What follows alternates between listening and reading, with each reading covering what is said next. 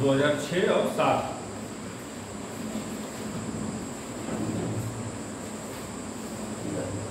अच्छा, एक प्रश्न ये भी कई बार पूछा गया है कि बैंकिंग नियंत्रण अधिनियम किस सन में लाया गया?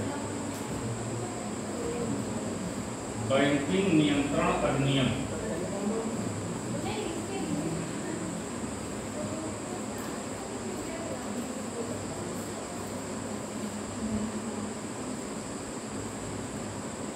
ये इकोनॉमिक्स से संबंधित प्रश्न है। तो क्या ये पढ़ा है आपने? बैंकिंग नियंत्रण अधिनियम पढ़ा है? याद नहीं है? ये सन पूछा गया 1949, 1949 बैंकिंग नियंत्रण अधिनियम 1949।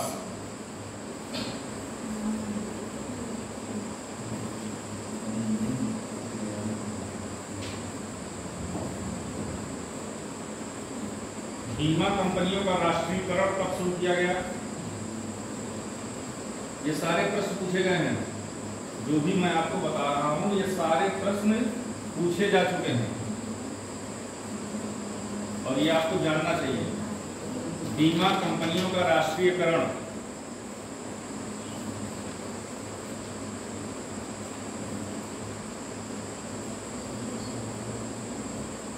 (1950)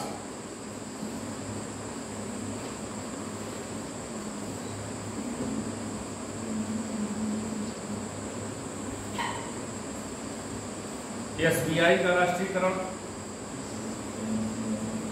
एसबीआई मतलब इसका राष्ट्रीयकरण कब किया गया?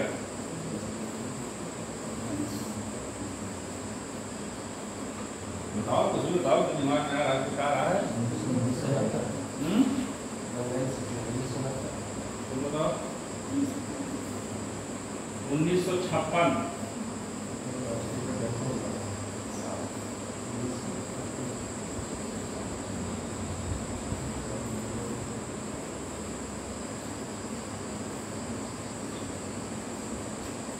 और एक चीज जानिए, जब भारत सरकार का कोई मंत्रालय या उत्तर प्रदेश सरकार का कोई भी मंत्रालय कुछ विशेष योजनाएं या कार्यक्रम संचालित करे तो उसको आपको जानना है।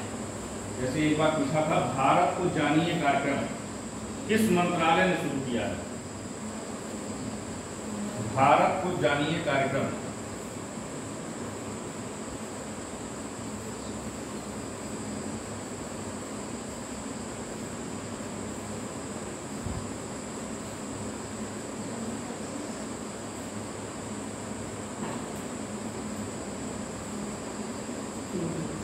तुम लोग सोचो कि कौन सा मंत्रालय हो सकता है जो ये कार्यक्रम लागू कर सकता है कि भारत को जानिए।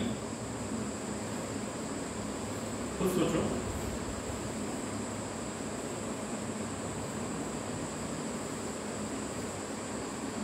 कौन सा मंत्रालय हो सकता है? कोई मंत्रालय दिमाग में आ रहा है? अच्छा, भारत को जानने के लिए किसको? तुम तो भारत में रहते हो, तुमको क्यों जानने के लिए जरूरी है? तब विदेशियों को तो आमंत्रित किया जाएगा, विदेश मंत्रालय। भाई वो आएंगे तो व्यापार भी तो बढ़ेगा। कहाँ चले गए थे? पानी पीने? अच्छा, मैं पूछा तो सब कहे कि नहीं, अब जितने लोग आना है उतने आ गए, शुरू कर दिया। जो क्वेश्चन छूट गए हैं उन्हें लिख लेना, ये प्रश्न पूछे गए हैं, ठीक है? 4-5 हमने लिखवाए हैं। हाँ, जैसे भारत को जानिए कार्यक्रम ये विदेश मंत्रालय का है, ऐसे ही कोई भी कार्यक्रम अगर कोई मंत्रालय शुरू करता है जिसका वैश्विक प्रभाव है तो वो आपको तैयार रखना है, ठीक?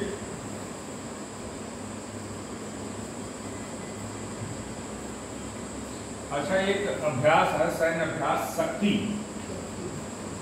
ये किन देशों के बीच होता है?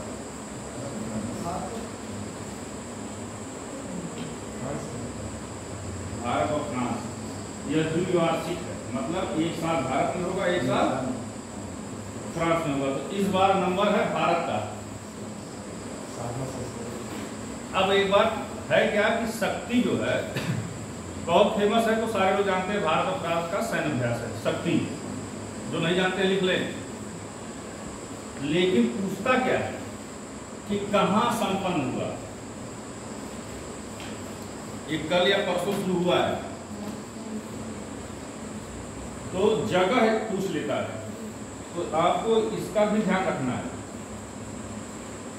जब भारत में हो रहा है और पूछा गया है तो उसका भी आपको ध्यान रखना है। ये मेघालय में हुआ है,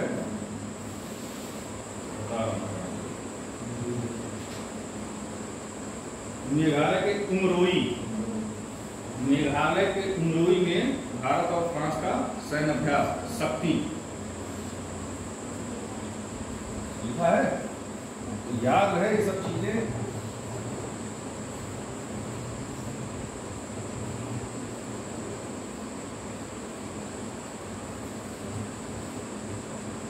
अच्छा, भारत और ईरान के बीच किस बंदरगाह को लेकर समझौता हुआ है? बोलो, सही बता रहे, बोलो। चाबहार, चाबहार बंदरगाह को लेकर भारत और ईरान के बीच समझौता हुआ है। चाबहार बंदरगाह, यह रणनीतिक रूप से जानते हो भारत के लिए बहुत ही प्लस पॉइंट है कि एक बंदरगाह इनको ईरान में मिल गया। अब है क्या, हाईलाइटेड क्यों हुआ? ये कल से शुरू हो गया। लिखिए, बंदरगाह के साहिल, बंदरगाह के साहिल बेहस्ती, बेहस्ती, साहिल बेहस्ती टर्मिनल,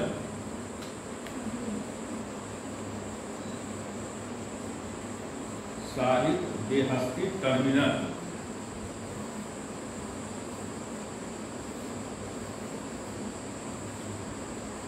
के संचालन के लिए समझौता हुआ है। ये पूछ सकता है ना कि चाबहार बंदरगाह के किस टर्मिनल के लिए? तो साहिल बेहस्ती टर्मिनल है, क्योंकि वो 4 टर्मिनल का नाम दे देंगे। अब पूछेंगे किस टर्मिनल के संचालन के लिए भारत और ईरान के बीच समझौता हुआ, तो साहिल बेहस्ती।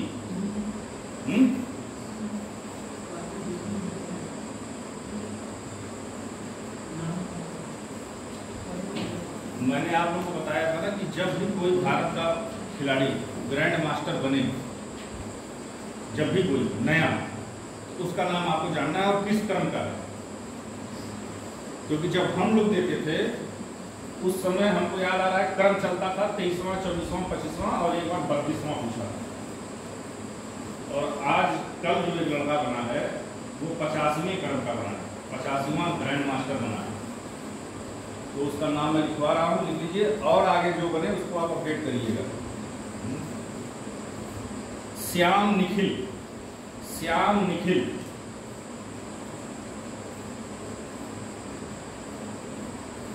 श्याम निखिल भारत के 85वें 85वें ग्रैंड मास्टर।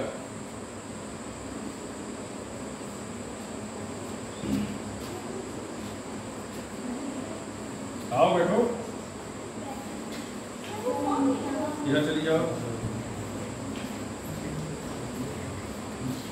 तो इस चीज का आपको ध्यान रखना है, जब भी कोई ग्रैंड मास्टर बने उसका नाम आपको रखना है याद, और किस क्रम का है। जैसे चीफ जस्टिस ऑफ इंडिया जो भी बने किस क्रम का है, क्रम पूछता है, इसको भी आपको याद रखना है।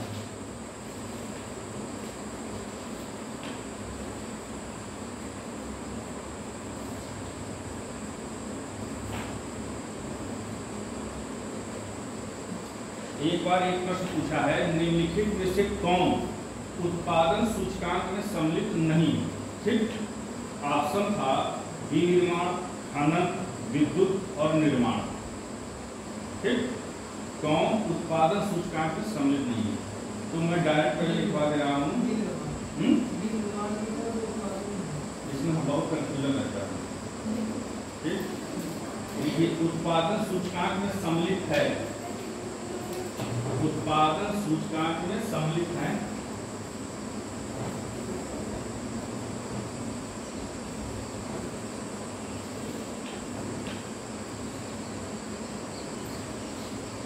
विनिर्माण,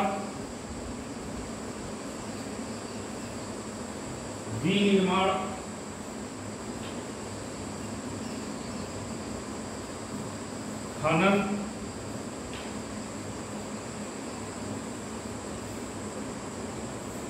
और विद्युत, ये उत्पादन सूचकांक में सम्मिलित हैं। ठीक, पूछा था कौन नहीं है, तो नीचे लिखे निर्माण। विनिर्माण और निर्माण में बड़ा कंफ्यूजन होता है। निर्माण सम्मिलित नहीं है उत्पादन सूचकांक में।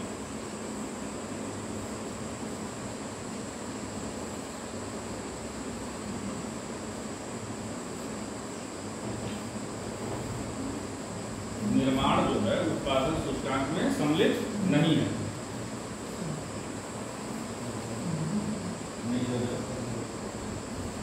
ठीक है, अब जैसे आपने गुनाही पढ़ा होगा, लेकिन अब प्रश्न कैसे बनना है वो मैं आपको लिखवा रहा हूँ, जो पूछे जा रहे हैं। तो जब आप पढ़ें तो इसका विशेष ध्यान रखें। जैसे कल हमने इतिहास भी बताया, साइंस भी बताया, इसीलिए कि आपका अब ध्यान जनसंख्या नगरीकरण के हमने 3-4 प्रश्न लिखवाए जो पूछे जा रहे हैं। तो अब आप जब पढ़ेंगे तो आप उसी तरीके से पढ़ेंगे।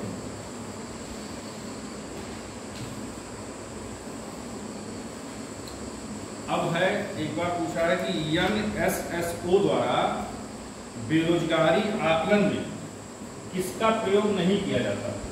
तो आप लिखिए NSSO द्वारा, NSSO यही बेरोजगारी का आकलन करता है। ये भी एक बार पूछा गया है कि निम्नलिखित में से कौन सी संस्था बेरोजगारी का आकलन करती है।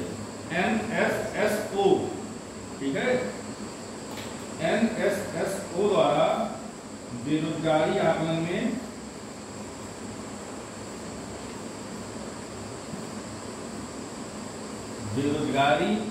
में प्रयुक्त है। पहले इसको लिखिए, क्या क्या चीजें वो बेरोजगारी के आकलन में यूज करते हैं। चालू दैनिक,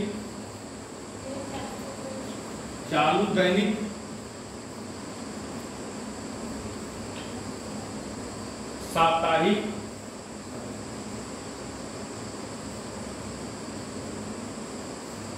चालू दैनिक कामा करके साप्ताहिक,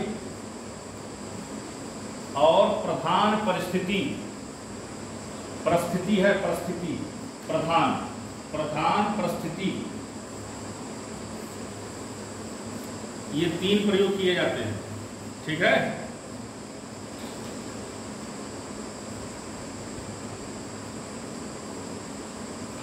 अब नीचे लिख लीजिए उसी में, चालू मासिक परिस्थिति का प्रयोग नहीं होता। चालू मासिक परिस्थिति का प्रयोग नहीं होता।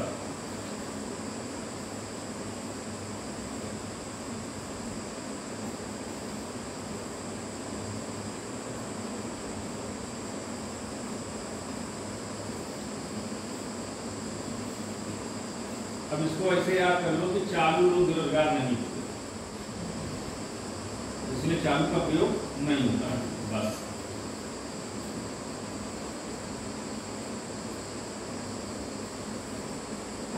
एक बार पूछा गया है कि महिला अंश योजना का प्रारंभ किस योजना में किया गया, मतलब किस पंचवर्षीय योजना में किया गया। महिला अंश योजना का प्रारंभ किस पंचवर्षीय योजना में किया गया।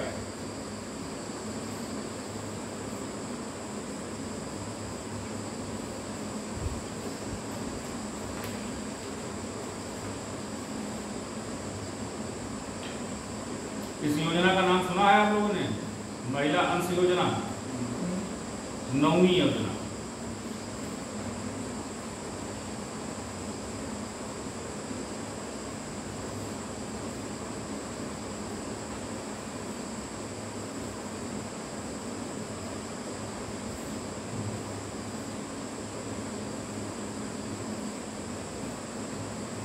एक बीमारी होती है नाक-सी सिंड्रोम, ये किस चीज के प्रदूषण से होती है। नाक नी सिंड्रोम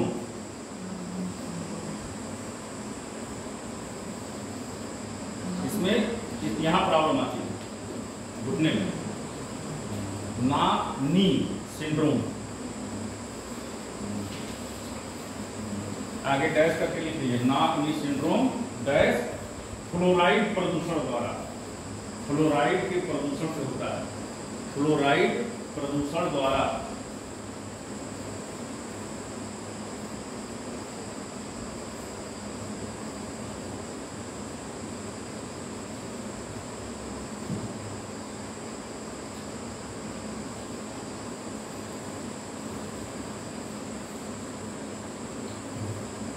दो प्रश्न कई बार पूछे गए हैं।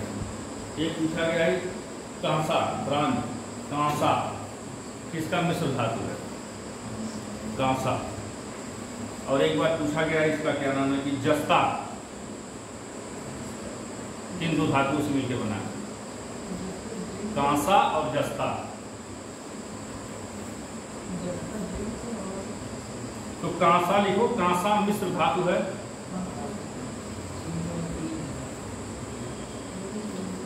दरअसल ऑप्शन ऐसा आएगा कि अगर एकदम एग्जैक्ट नहीं पता है तो गलत हो जाएगा। कांसा मिश्र धातु है तांबा और टिन का।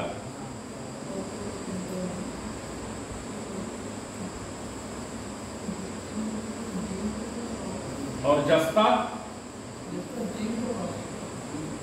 तांबा और जस्ता का, जस्ता जो है तांबा और जस्ता का।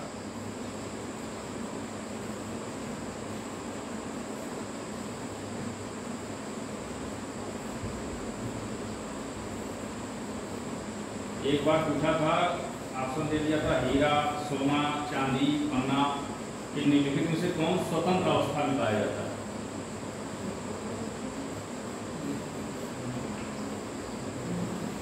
लिख लीजिए, सोना स्वतंत्र अवस्था में पाया जाता है, सोना।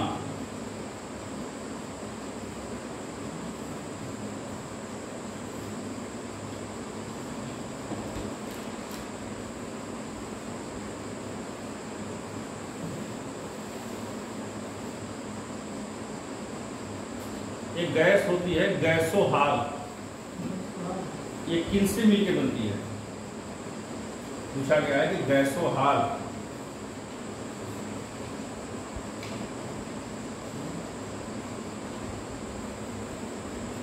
तो गैसोहाल है तो एक तो गैसोलीन रहती ही रहती है, ठीक।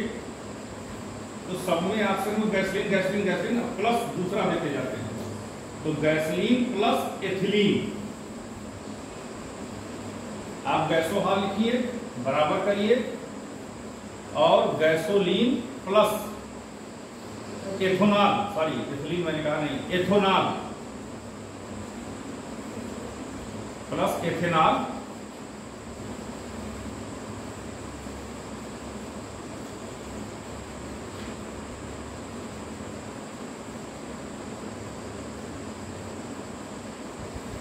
अच्छा, जब सांस लेते समय जो ऊर्जा उत्पादित होती है वो किस रूप में उत्पादित होती है, पूछा गया है श्वसन में जो ऊर्जा उत्पादित होती है किस रूप में उत्पादित होती है।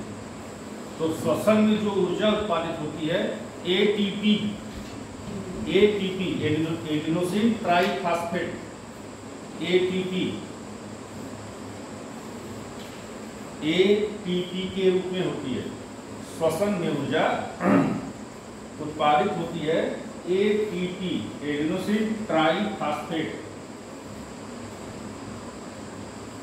देखिए एटीपी और एडीपी का फुल फॉर्म भी पूछता है।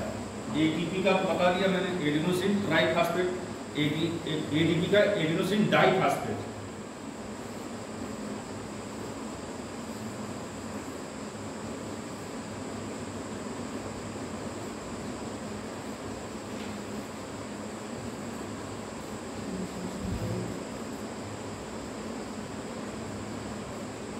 Adenosine triphosphate, adenosine diphosphate. और श्वसन में जो ऊर्जा उत्पादित होती है वो एटीपी के रूप में होती है। अच्छा ये बताओ, भाप से ज्यादा जलन होती है कि आग से? क्यों, यही पूछना, क्यों है?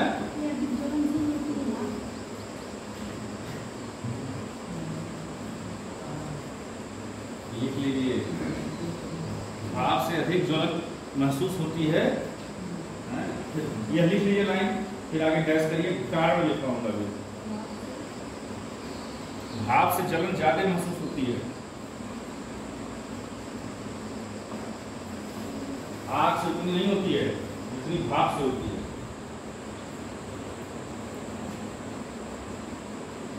उसका कारण है कि भाप की गुप्त ऊष्मा ज्यादा होती है। एक ऑप्शन आएगा आपके पास उसमें कि भाप की गुप्त ऊष्मा ज्यादा होती है।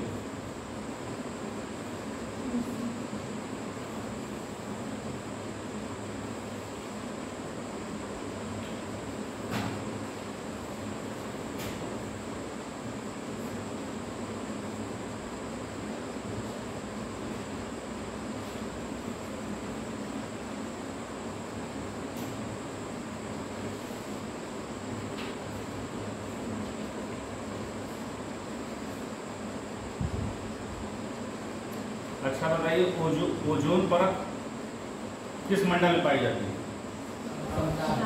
समताप मंडल। ठीक, अब प्रश्न क्या पूछा था कि समताप मंडल में ओजोन के स्तर को प्राकृतिक रूप से नियमित किया जाता है किसके द्वारा? प्राकृतिक रूप से नियमित किया जाता है किसके द्वारा? नाइट्रोजन ऑक्साइड द्वारा। इसको आप लिख लीजिए, समताप मंडल में ओजोन के स्तर को, समताप मंडल में ओजोन के स्तर को प्राकृतिक रूप से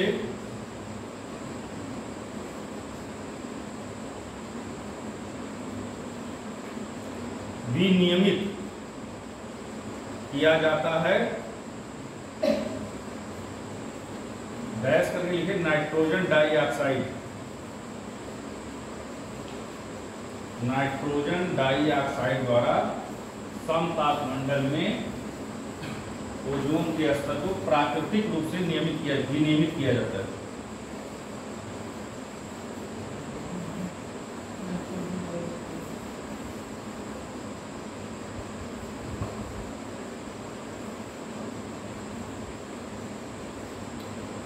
अच्छा, भारत के किस व्यक्ति को भौतिकी का नोबेल दिया गया? भौतिकी का नोबेल सर्वप्रथम किसको दिया गया?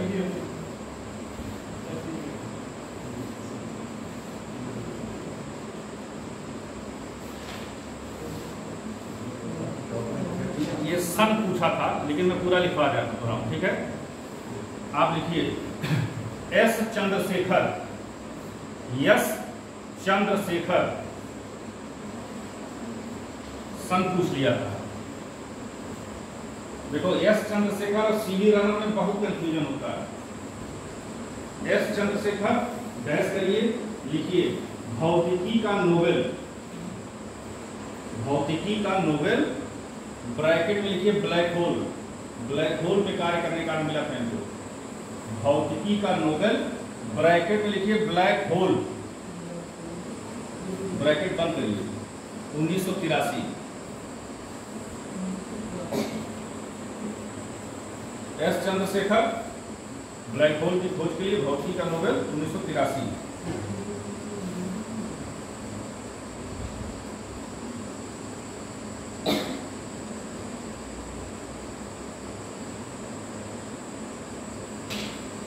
कंप्यूटर साक्षरता दिवस कब मनाया जाता है?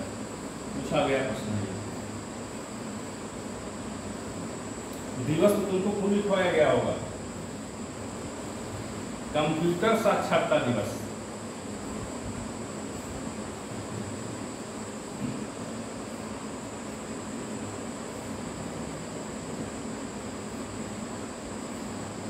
कोई पढ़ा है इसको? 2 दिसंबर।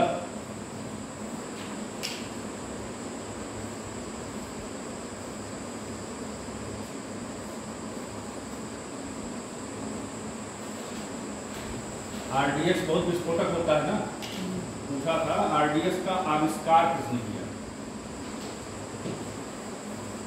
आरडीएक्स का आविष्कार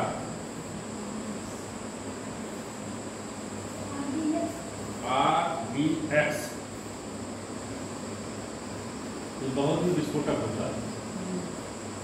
कई फिल्मों में आपने देखा होगा RDX आ रहा है, पुलिस वाले खोज रहे हैं उसको। इसकी खोज किसने की? हैनिंग द्वारा।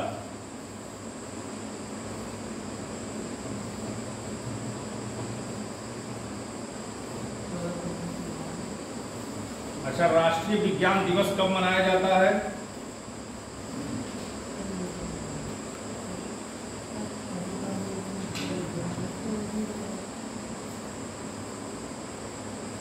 वही राष्ट्रीय विज्ञान दिवस, लिखिए 28 फरवरी राष्ट्रीय विज्ञान दिवस 28 फरवरी। किसकी याद में है? किस वैज्ञानिक की याद में? अब जो तुम बोले थे वो है सीवी रमन। लिख लीजिए भाई, एक ही लाइन से वो किसी प्रकार से घुमा के भी प्रश्न करें तो आपसे गलती ना हो। भाई, राष्ट्रीय विज्ञान दिवस किसकी याद में? सीवी रमन। कब मनाया जाता? 28 फरवरी। और सीवी रमन को नोबेल 1930 में मिला था। 1930।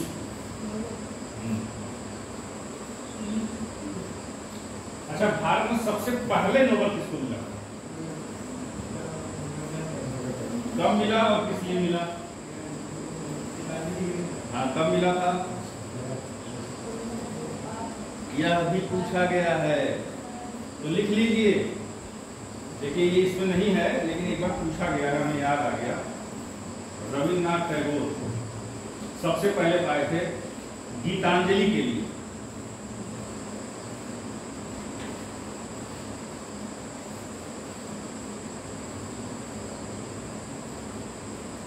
जहां तक मुझे याद आ रहा है, आप एक बार क्रॉस कर लेना या देख लेना, अभी 1912 में मिला था।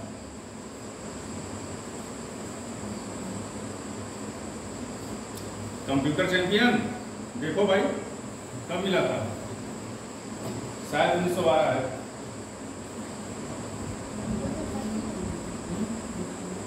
साहित्य का नोबेल मिला था इनको। अब गीतांजलि लिखा दिया है, तो इतना तो आपको पता होगा कि साहित्य का भी नोबेल मिलेगा। कंफ्यूजन हो भैया, लिख लो कि साहित्य का नोबेल मिला था।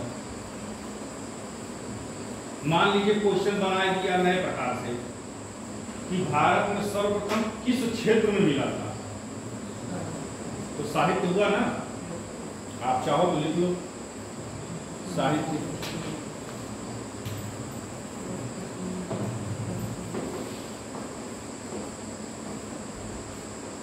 एक बार दिया था कार्बन, नाइट्रोजन, पोटेशियम करके। 13 कर लीजिए। इस पर लेकर के विवाद हुआ। यह जो प्रश्न था, ऑप्शन 1912 और 13 दोनों दिया था। ठीक, लड़कों ने कहीं पढ़ा था 12 लगाया था, आयोग कहा लाया 13। इस पर विवाद हुआ था, पता नहीं आयोग ने क्या सही किया था, याद नहीं आ रहा।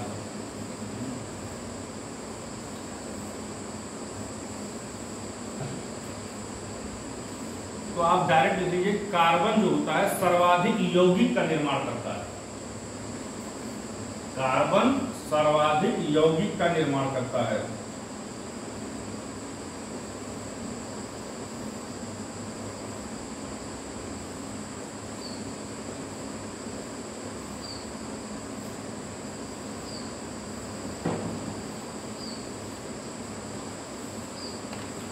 एक बार पूछा था, निम्नलिखित में से कौन सा पदार्थ वायु और अंधेरे में स्वतः दीप मतलब जल उठता है?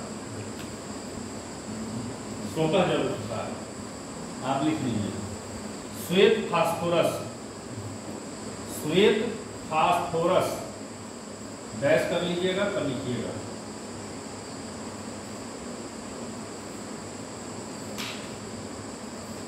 श्वेत फास्फोरस वायु तथा अंधेरे में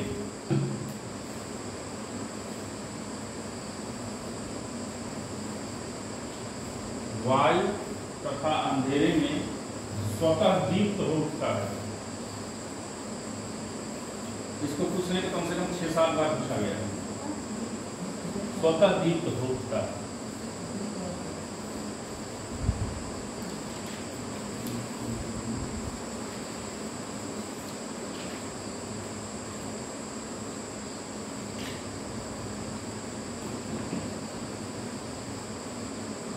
अच्छा, कौन सा व्यक्ति है जो किसी भी राज्य में नगर पालिका की सीमा क्षेत्र को अधिसूचित करता है? कौन? किसी भी राज्य में नगर पालिका की सीमा क्षेत्र को अधिसूचित करता है। आप पहले तो ये लिखिए, किसी राज्य में नगर पालिका की सीमा क्षेत्र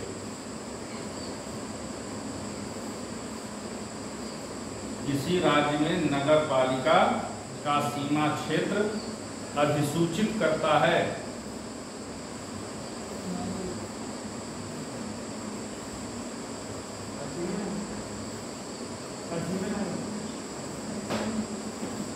परिसीमन और अधिसूचित दोनों अंतर है।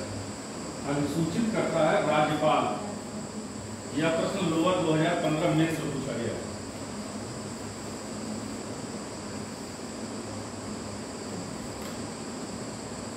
आपके ये बस याद रहे, पता रहे, प्रश्न आए गलत न, क्योंकि ये थोड़ा सा हट के है।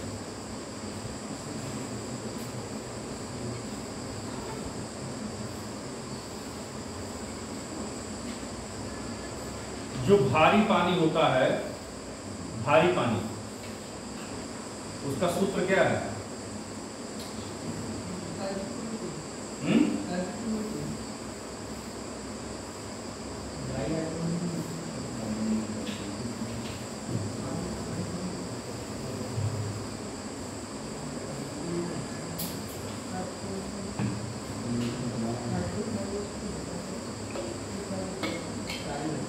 आप लिखिए भारी, पूछा गया है कि भारी पानी का अणुभार कितना होता है। पहले आप लिखिए भारी पानी, ब्रैकेट में लिखिए D2O।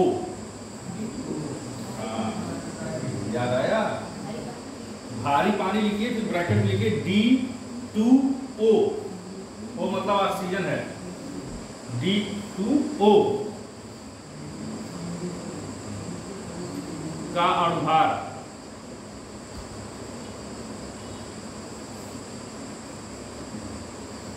ऑक्सीजन का कितना होता है? 16 होता है। D2 का 2 गुणे 2 4 हुआ, तो आप लिखिए 2 × 2 + 16 बराबर कितना हुआ? 2 × 2 + 16, 2 गुणे 2 + 16 कितना हुआ?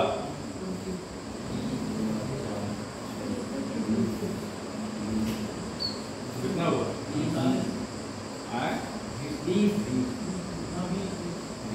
इसलिए मैंने पूछा, बहुत लोग 2 दूनी 4 और गुणे 16 कर देते हैं, या पहले 16 दूना 32 कर देंगे, फिर गुणा कर देंगे। इसलिए 20 हुआ ना। पहले तो गुणा करोगे तब ना जोड़ोगे, पता चले आता है गलत कर दो। चलो बताओ, ये भी पूछा गया था राष्ट्रीय। अच्छा, कुछ हमने संस्थान का लिखवाए थे जो बहुत इंपॉर्टेंट थे, जान लीजिए, तो कई बार पूछे गए जो कल मैंने लिखा है। राष्ट्रीय रासायनिक प्रयोगशाला कहाँ है? राष्ट्रीय रासायनिक प्रयोगशाला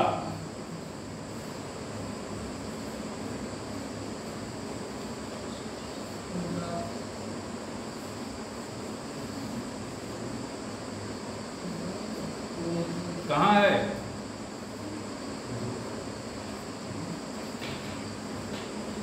ऐसे एक बार हम लोग पढ़ रहे थे, तो सर पूछते थे कहाँ है, तो एक लड़का हमारा सीनियर था, तो कहा जहाँ होना चाहिए सर वहीं है। हाँ, होना चाहिए वहीं है। इस संदर्भ में जो है ललितपुर में असिस्टेंट कमिश्नर पुणे में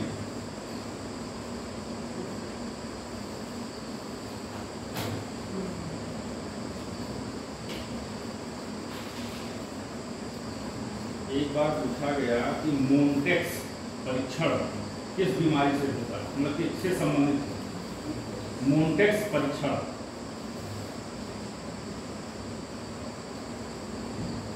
मोन्टेक्स परीक्षण किस बीमारी से संबंधित है?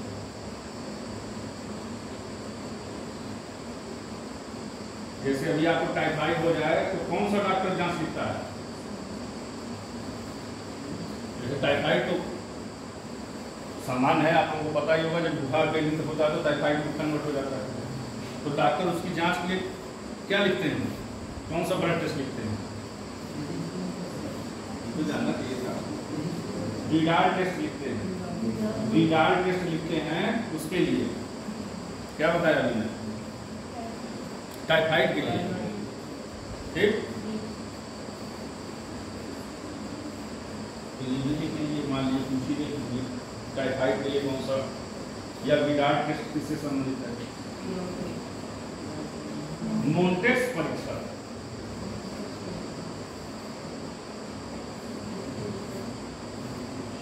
मोन्टेक्स है, गलत है, मो है, मो मो। TB, tuberculosis, TB.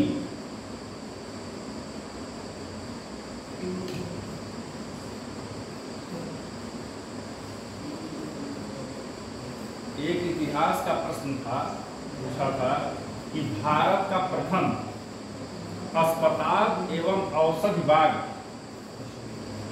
भारत का प्रथम अस्पताल एवं औषधि विभाग किस शासन ने स्थापित किया?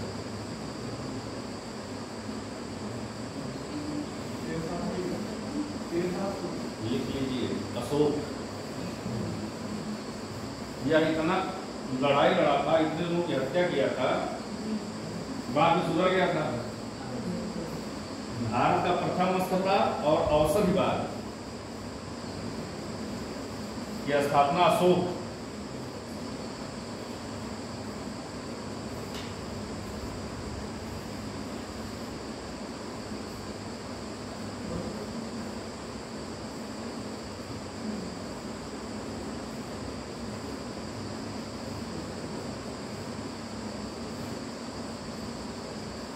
अच्छा बताओ, यूपी 308 बताओ, यूपी 308 किस फसल से संबंधित है? जैसे कल हमने 2-3 लिखवाया था ना, कुछ गेहूं से थे, कुछ सरसों से थे, कुछ भिंडी से थे। तो यूपी 308 किससे संबंधित है?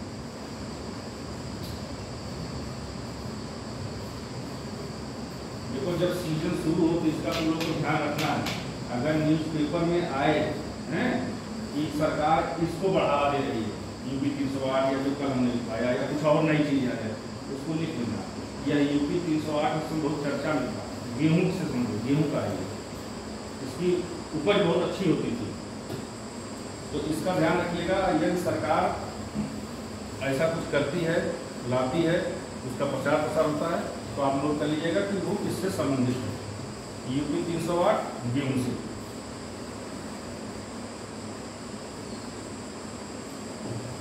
देखिए, घरेलू हिंसा अधिनियम कब आया? महिला शक्तियों, तुम लोग बताओ, घरेलू हिंसा अधिनियम कब आया? यहाँ 2 प्रश्न बने। घरेलू हिंसा अधिनियम कब आया, कब लाया गया? तो बहुत सामान्य प्रश्न है, तो आपको बताना चाहिए। 2005 में आया घरेलू हिंसा अधिनियम, 2005। लागू कब किया गया, यह प्रश्न पूछा है। इसको बताइए। विथ डेट पूछा था, लिख लीजिए। 26 अक्टूबर 2006 को लागू। जैसे आपने लिखा ना घरेलू हिंसा अधिनियम 2005, गैस कर दीजिए, उसको लिखिए 26 अक्टूबर 2006 को लागू।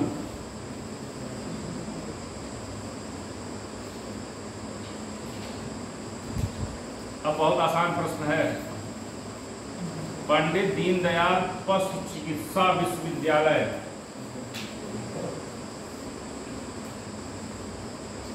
पंडित दीनदयाल पशु चिकित्सा विश्वविद्यालय।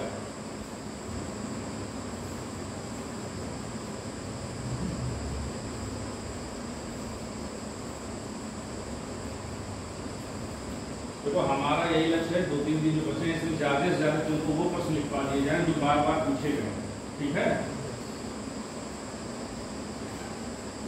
नहीं तो ये कभी नजर से गुजर भी जाता तो तुम हो सकता है इस पर न ध्यान देते कि पंडित दीनदयाल पशु चिकित्सा विश्वविद्यालय कहाँ है। मथुरा।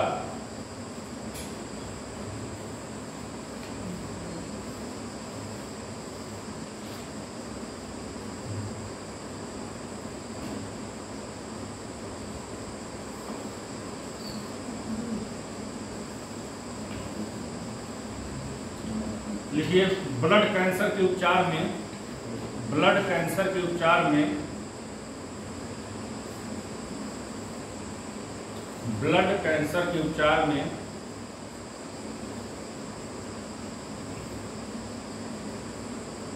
फास्फोरस 32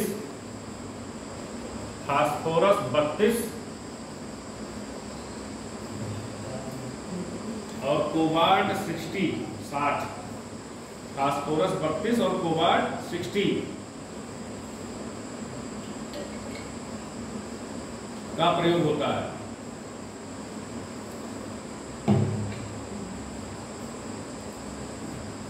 कभी कभी अलग अलग भी पूछा है, कभी कभी जोड़ के पूछा है, तो आप ये जानिए फास्फोरस 32 और कोबाल्ट 60, ठीक? Blood cancer.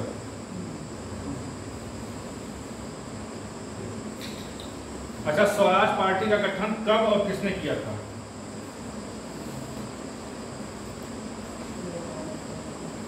तो बता दो।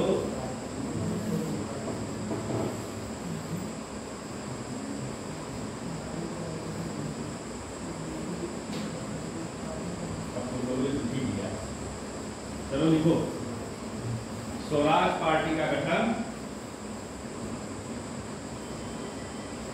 स्वराज पार्टी का गठन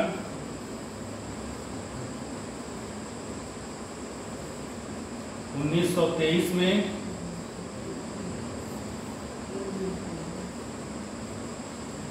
1923 में मोतीलाल नेहरू और सीआर दास ने मिलकर किया। कांग्रेस से समझ लो, मोतीलाल नेहरू और सीआर दास ने किया।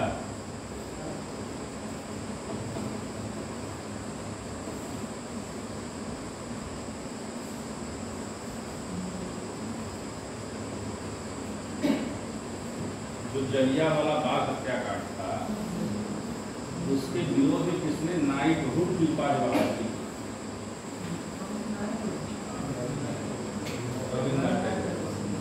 अगर नहीं पता है तो आप लिख लीजिए, जलियांवाला बाग हत्याकांड के विरोध में, जलियांवाला बाग हत्याकांड के विरोध में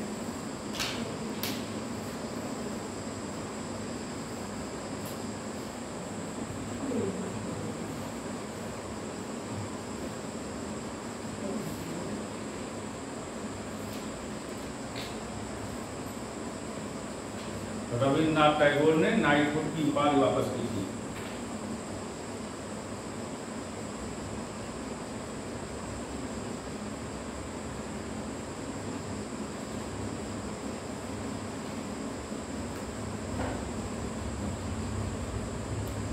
अच्छा अभी बताइए, बहुत ही सामान्य है, आप लोग कई बार सुने होंगे, बीसीजी का टीका किसके लिए लगता है?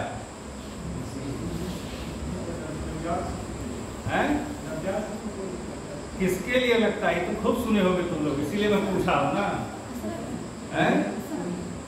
बीसीजी का टीका लगता है, सबको पता है, किस बीमारी से रोकथाम के लिए? टीबी। लिख लीजिए, बीसीजी का टीका टीबी के लिए लगता है। बीसीजी का टीका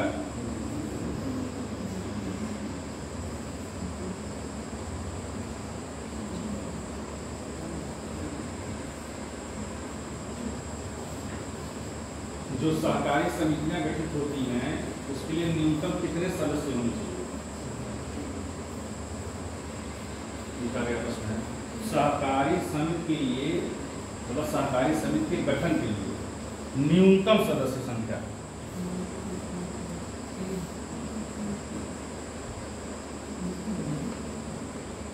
दस।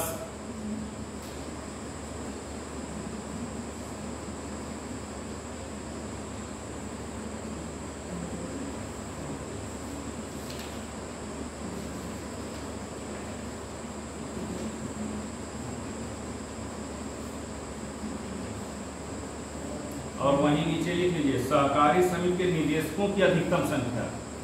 दोनों अलग अलग वर्षों में पूछे गए थे। सहकारी समिति के निदेशकों की अधिकतम संख्या।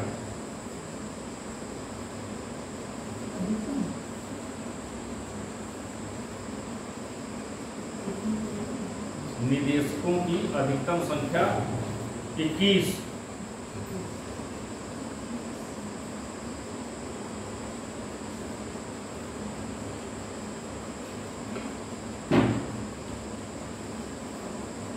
अच्छा बताइए, संविधान का कौन सा अनुच्छेद है जो विदेश नीति से संबंधित है?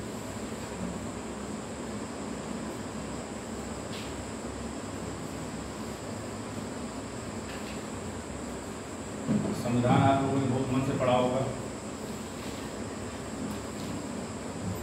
यह पूछा गया था, कौन सा अनुच्छेद विदेश नीति से संबंधित है? लिख लीजिए।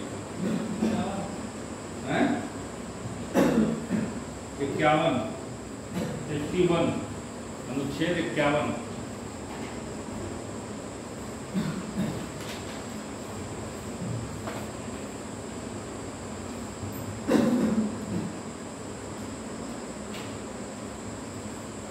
अच्छा, अस्पृश्यता का अंत किस अनुच्छेद में है? लिख लीजिए अगर नहीं पता है किसी को तो, क्योंकि ये बार बार पूछा गया है। अस्पृश्यता का अंत, उपाधियों का अंत, उपाधियों का अंत सब पूछे गए हैं। मनरेगा किस अनुच्छेद में है? ठीक।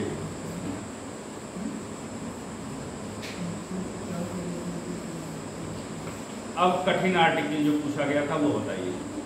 प्रशासनिक अधिकरण की स्थापना किस अनुच्छेद द्वारा होती है? ये नहीं बता पाएंगे, इसको लिखिए। प्रशासनिक अधिकरण की स्थापना।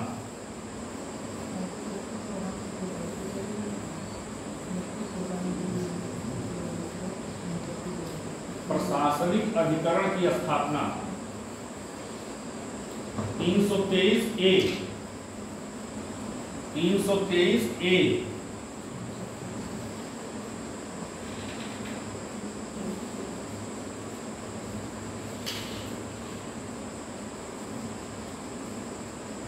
उत्तर प्रदेश के बारे में कुछ इंपॉर्टेंट चीजें जो पूछी गई हैं बार बार घुमा घुमा के, उसको लिखिए। उत्तर प्रदेश का प्रथम सॉफ्टवेयर टेक्नोलॉजी पार्क किस जगह है? ये पूछा गया। उत्तर प्रदेश का प्रथम software technology park, software technology park Uttar Pradesh का प्रथम।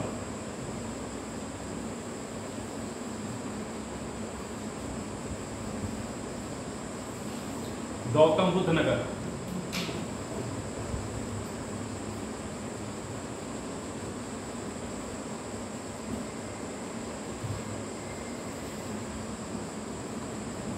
फिर लिखिए। हो गया गौतम बुद्ध नगर। उत्तर प्रदेश का प्रथम निर्यात संवर्धन औद्योगिक पार्क। उत्तर प्रदेश का प्रथम निर्यात संवर्धन औद्योगिक पार्क।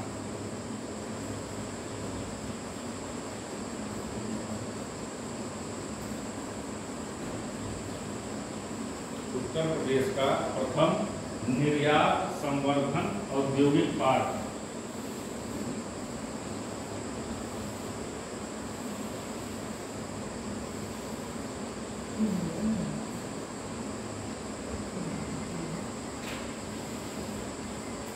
आगरा।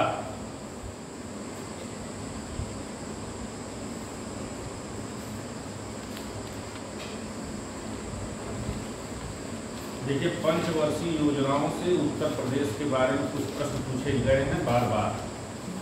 ठीक, तो आप लिखिए इसको।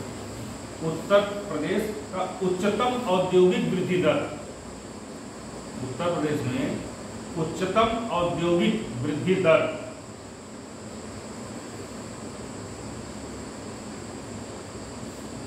उच्चतम औद्योगिक वृद्धि दर छठी योजना में, मतलब उत्तर प्रदेश ने सबसे अधिक औद्योगिक वृद्धि जो प्राप्त की तो छठी पंचवर्षीय योजना में प्राप्त की।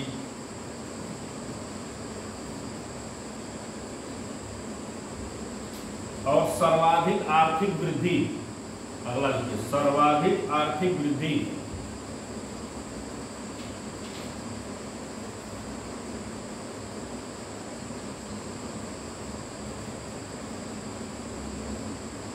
सर्वाधिक आर्थिक वृद्धि 11वीं योजना, 11वीं योजना।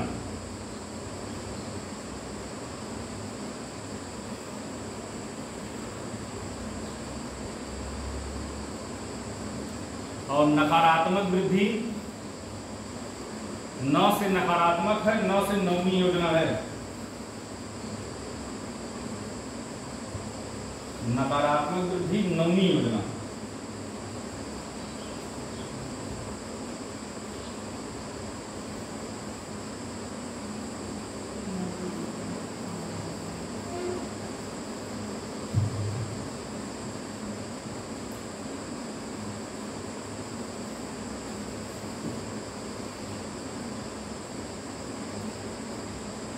लिखिए, मतलब इंटरनल सिक्योरिटी एकेडमी कहाँ है बताइए? Internal security academy,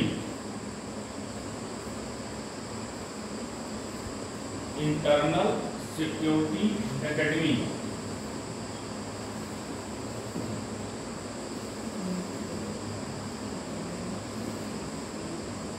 mount Abu.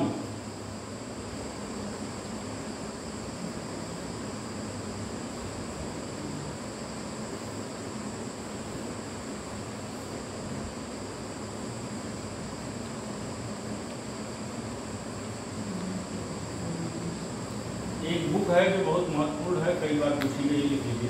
Kargil, Kargil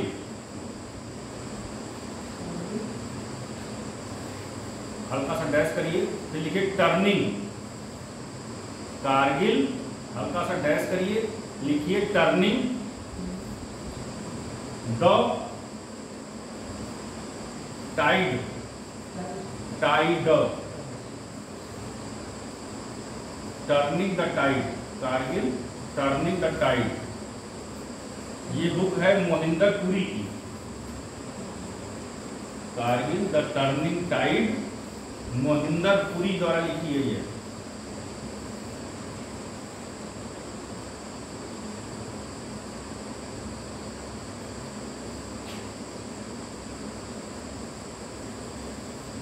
अच्छा बताइए, माना दर्रा कहाँ है? माना,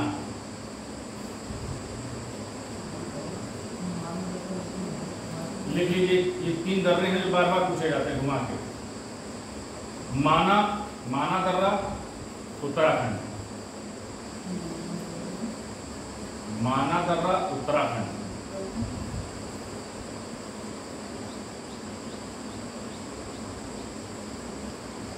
जोजिला, जोजिला दर्रा, जोजिला जम्मू कश्मीर,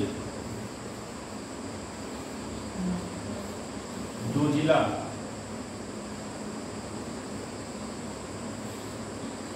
और सितकीला, जोजिला जम्मू कश्मीर और सितकीला दर्रा,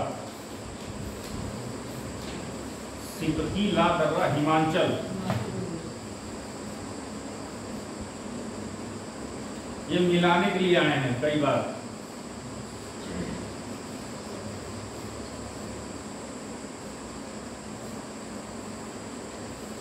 हमने आप लोगों को लिखवाया है ना, शुक्ला फांटा अभ्यारण्य कहाँ था, लिखवाया है।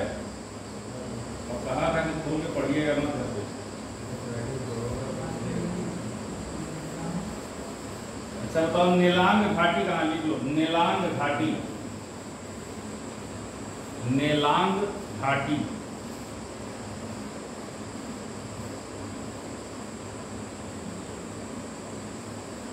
उत्तराखंड।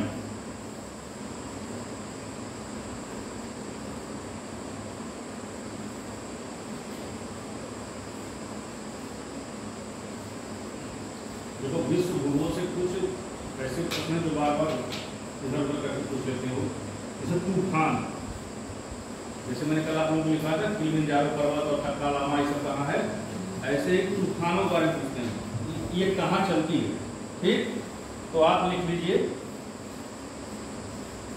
डैश करके अलग पॉइंट बना के, हान, फा न, और फा के ऊपर ऐसे अर्धचंद्राकार बना लीजिए, हान। ये चक्रवाती तूफान है सब, ठीक है, हान।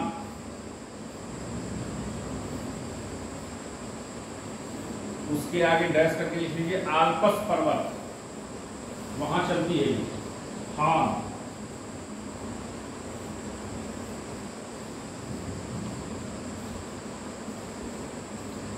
बहुत बार पूछे गए, हान आल्पस, आल्पस पर्वत। फिर नीचे लिखिए अगला बोरा, बोरा, बोरा होता है ना, बोरा, इटली, इटली में चलता है ये। खमसिन तो तुम लोग बताइए दोगे, खमसिन,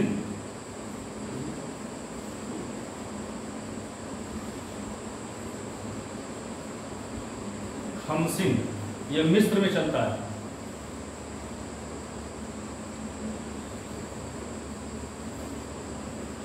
खमसिन मिस्र में।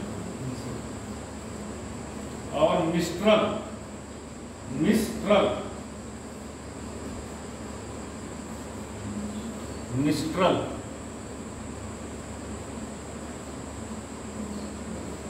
फ्रांस में।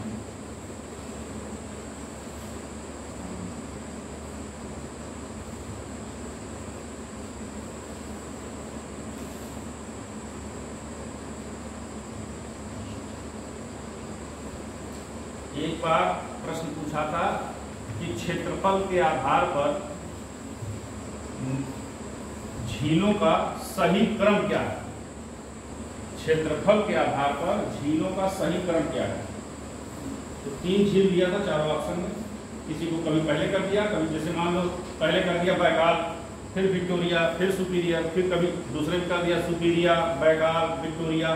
ठीक, तो पूछा था सही क्रम क्या है क्षेत्रफल के आधार पर, तो आप सही क्रम सीधे लिख लीजिए, क्षेत्रफल के आधार पर झीलों का क्रम, क्षेत्रफल के आधार पर झीलों का क्रम। सबसे बड़ा कौन है पहले लिखना है, फिर उसके बाद, फिर उसके बाद। ठीक, नंबर 1, नंबर 2, नंबर 3 कर लीजिएगा, या तो क्षेत्रफल के आधार पर झीलों का क्रम डैश कर लीजिए। नंबर 1 जो सबसे बड़ा है उसको लिख लीजिए सुपीरियर।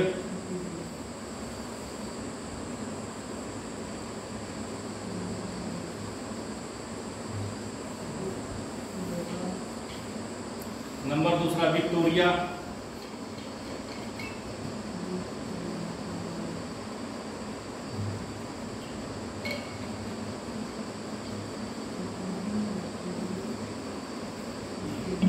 नंबर 3 बैगाल,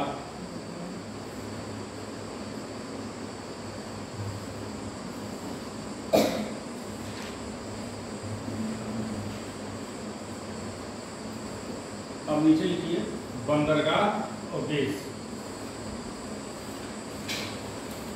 बंदरगाह बेस।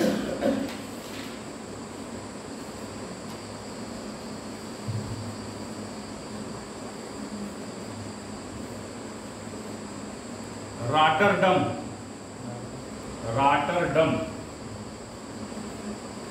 ये सब बहुत ही फेमस बंदरगाह है वैश्विक रूप से, इसीलिए पूछता है क्योंकि जो आपने भूगोल क्वेश्चन है उसमें 3 भूगोल है, एक भारत का, एक उत्तर प्रदेश का और एक विश्व का। भूगोल 3 है ना, आप भूगोल की क्लास तो चली होगी। रॉटरडम ये बहुत बड़ा बंदरगाह है और बहुत व्यस्ततम है। आगे देश की जगह लिख लीजिए नीदरलैंड।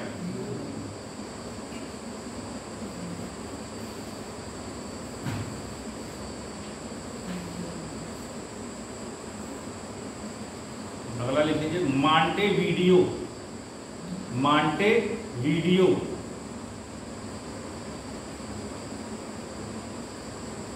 मांटेवीडियो उरुग्वे।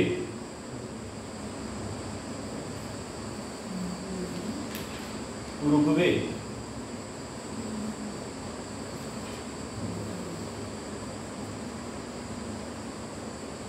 ईगारका। ईगारका ईगारका ये रूस में है।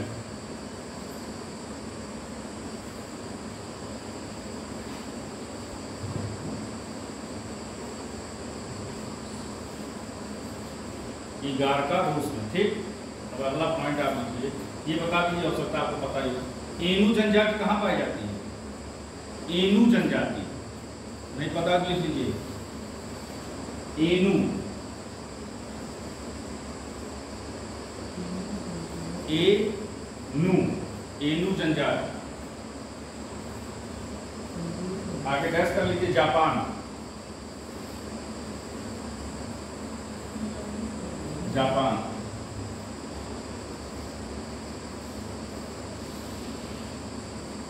वही नीचे लिख लीजिए खिरगिज। खिरगिज जनजाति। खिरगिज एक ही है, काफी छोटी मात्रा है। खिरगिज मध्य एशिया।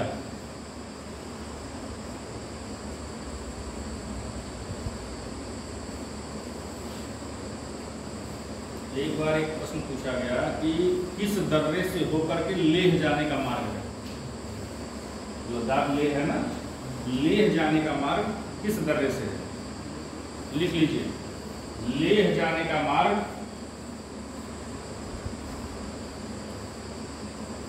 लेह जाने का मार्ग या लेह जाने का रास्ता जोजिला से होकर जाता है। जोजिला दर्रा। लेह जाने का मार्ग या रास्ता जो भी आपको लिखना लिख लीजिए, जोजिला दर्रे से होकर जाता है।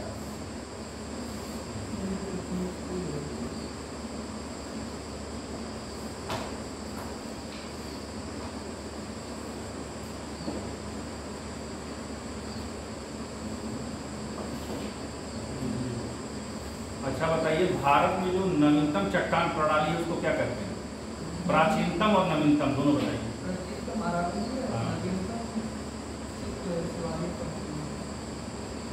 तो लिख लीजिए, दोनों लिख लीजिए। भारत की प्राचीनतम चट्टान प्रणाली अरावली लिख लीजिए।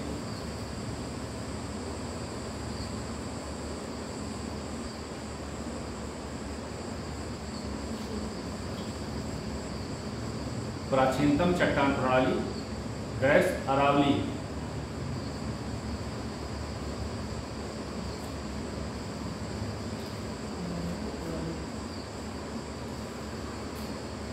और वही नीचे लिख लीजिए नवीनतम चट्टान प्रणाली। नवीनतम लिख के डैश डैश कर लीजिए। Gondwana. Gondwana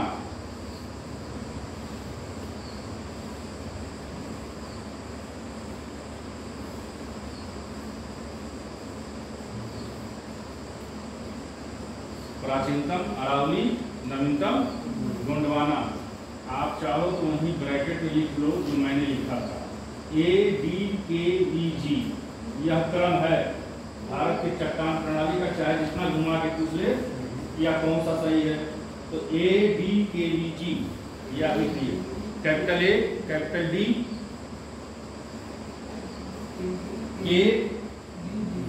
V for victory. अब बता रहा हूं, ये 20 साल पहले लिखा गया था। ADKVG हो गया। अब A से क्या होगा? जैसे तो अरावली लिखे ही हो, और G से क्या लिखे हो? गोंडवाना लिखे ही हो। अब बीच वाला ही बदलता है, चारों दे देता है। तो D से क्या होगा? दक्कन हो गया। हो गया ना, दक्कन, दक्कन ट्रैप, क्लियर। तो जहाँ डी लिखे हो चाहो तो एरो बना के दक्कन लिख लो। कडप्पा,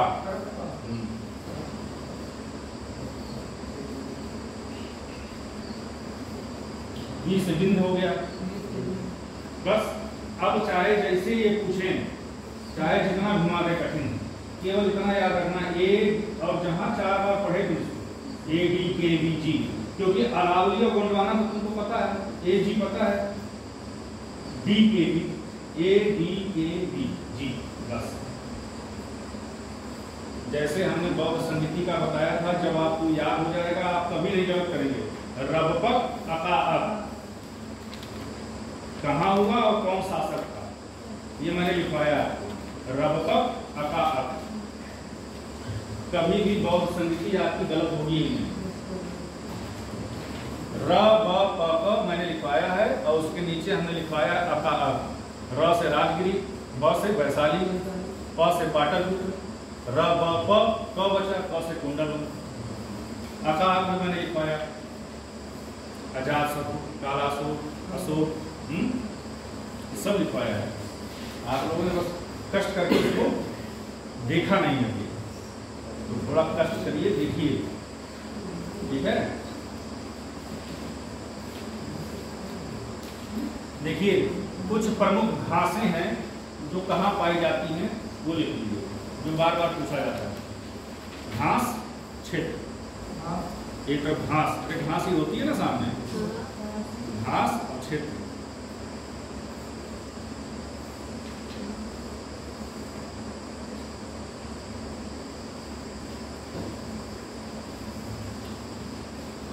आ जाइए, जहां घास लिखा वहां लिखिए लानोज, लानोज,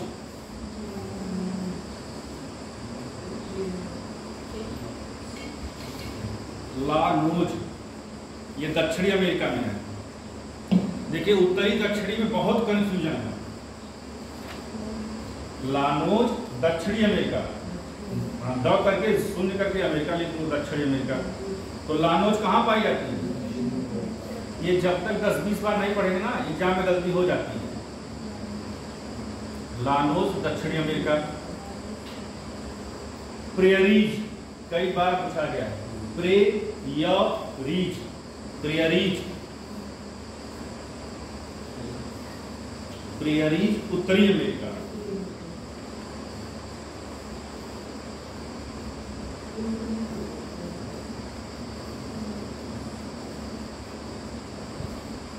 हो गया। स्टैपी, आधा सा है, आधा सा टय, स्टैपी। यूरोप,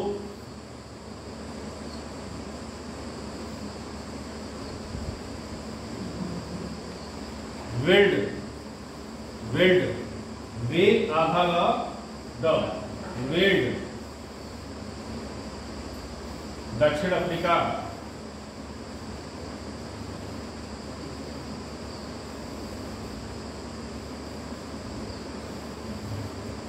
वेल्ड दक्षिण Africa. Downs, downs Australia.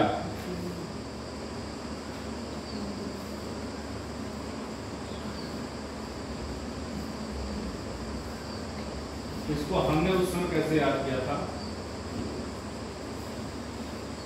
One day cricket में सबसे हाईएस्ट रन चेज करके कौन सी टीम जीती? किसको हराई? ऑस्ट्रेलिया। तो उसी समय का ये कांड है। तो हमने कैसे याद किया? बार बार गलत होता था, वेट और डाउन गलत हो जाता था।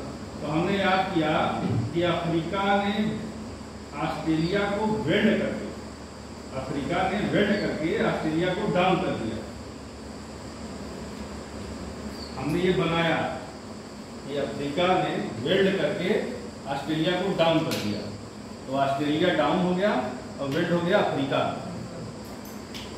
तो कुछ ऐसा आपको करना पड़ेगा, नहीं तो गलतियां होंगी, कई बार हुई हमसे भी। तो कुछ ऐसा बनाना पड़ेगा ताकि, क्योंकि आएगा मिलाने के लिए जरूर,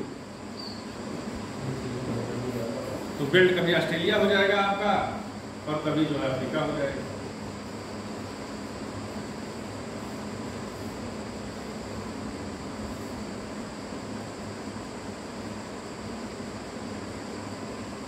अब नीचे लिखिए केंद्र और सामने खनिज। भारत के कुछ महत्वपूर्ण केंद्र हैं, कुछ महत्वपूर्ण खनिज के लिए। केंद्र और खनिज।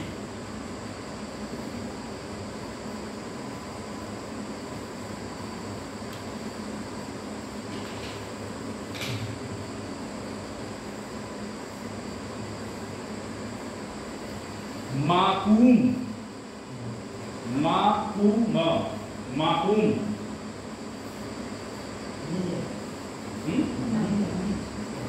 माकूम जगह का नाम है। बहुत महत्वपूर्ण केंद्र है माकूम। इसके आगे आप लिखेंगे, हमने लिखा ना पहले केंद्र फिर खनिज, तो माकूम। अब देखिए कई बार ये भी पूछा है कि माकूम जो है किस राज्य में है, तो मैं पूरा लिखवा रहा हूं। माकूम ब्रैकेट में लिख लीजिए आसाम।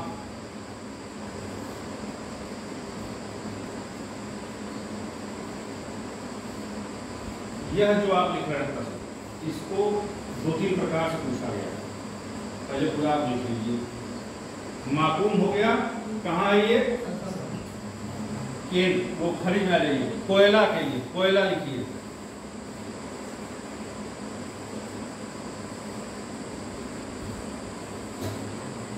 हो गया सबका। अब फिर नीचे आइए। डाली, डाली राज हरा, डाली राजहरा, ये कहीं में है डाली राजहरा। डाली राजहरा ये है आपका छत्तीसगढ़, ब्रैकेट में छत्तीसगढ़ लिख लीजिए।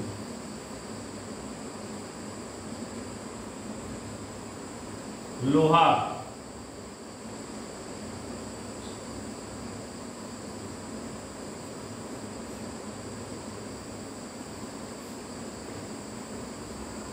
हो गया। अब नीचे आ जाइए, लिखिए कोरापुट, कोरापुट,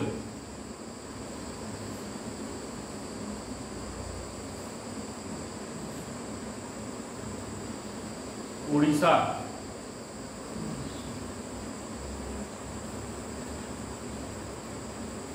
बॉक्साइट। एक बार ये भी पूछा है कि बॉक्साइट का उत्पादन किस राज्य में होता है? केवल उड़ीसा में होता है। और कहाँ होता है? कोरापुट में। ठीक है, यह बहुत इंपॉर्टेंट है, इसको आपको एकदम जुबान पे याद होना चाहिए। ये जो 4-5 हैं ये जान लीजिए।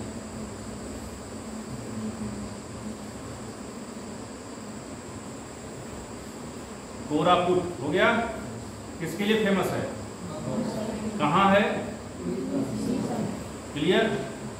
माकूम कहाँ है? बिना देखे, किस लिए? और डाली राजहरा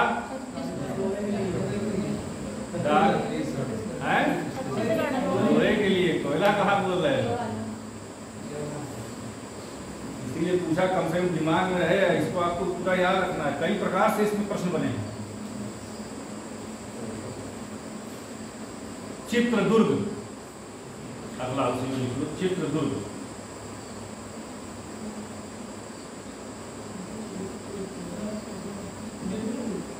चित्रदुर्ग ये कर्नाटक में है।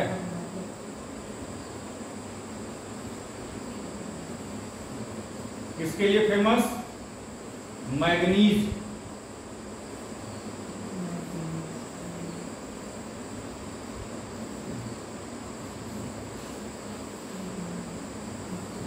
हो गया।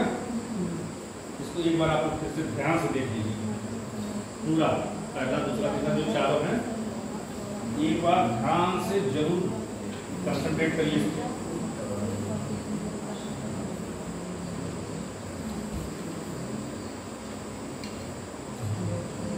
हमारा मेन फोकस यही है कि मानव भूल कम से कम होनी चाहिए। अब आपने इसको पढ़ा है, हमने यहाँ कहा एक बार पढ़ लो, बाद में 2-4 बार और पढ़ लो, फिर भी गलती होगी तो फिर सही नहीं है ना। इसलिए एकदम कंसंट्रेट।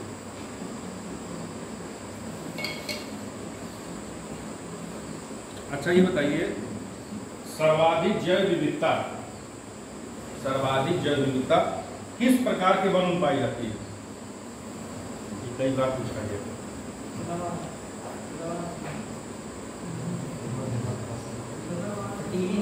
अब आप लिख लो, कुछ हद तक सही गए हो, वो भी ऑप्शन में रहेगा, पूरा लिख लीजिए।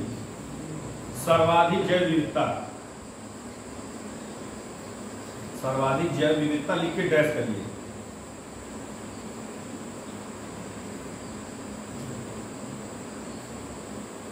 सर्वाधिक जैव विविधता डैश उष्णकटिबंधीय वर्षा वन में,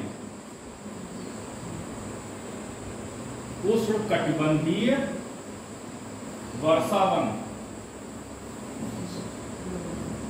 जो तुम बताए हो ना, ये भी ऑप्शन में था, उष्णकटिबंधीय आर्द्र वन। तो है क्या उत्तर? उष्णकटिबंधीय वर्षा वन।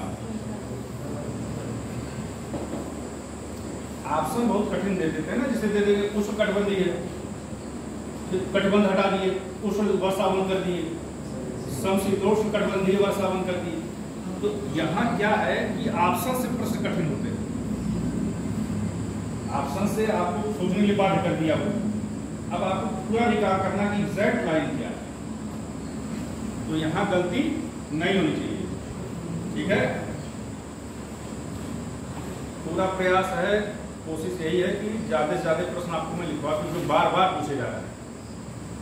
अब इन सब चीजों में कोई परिवर्तन नहीं होना है। माकुम जिसके लिए फेमस हो, फेमस है। बागवानी मिशन जब शुरू किया गया तो किया गया, इस योजना में यूपी बढ़त में रही, वह बदलेगा नहीं। तो ये परंपरागत चीजें तो एकदम तैयार हो। बाकी करंट आपको अपडेट करते ही रहना है हमेशा, क्योंकि करंट का कोई नोट्स नहीं होता। जो नोट्स आज आपने बनाया 4 महीने बाद उसको तो अपडेट करना, लेकिन परंपरागत चीजें तो एकदम तैयार होनी चाहिए। स्वराज पार्टी का गठन हुआ तो तुरंत दिमाग पे हो कि कब हुआ, किसने किया, कब हुआ, किसने किया, पूरा नाम बताओ। और कब किया था? तो पूछने का यही मतलब है कि आपका तैयार हो जाए भाई। अब तो रण क्षेत्र में आपको करना है, हमको तो जो करना था वो निकल लिया। तो आपको मैं इसलिए तैयार कर रहा हूँ क्योंकि कोचिंग के बंद होने के बाद असली लड़ाई कब शुरू होगी, जब आप सेल्फ स्टडी पे आएंगे, तो वहां कोई गलती नहीं होगी। बाकी तब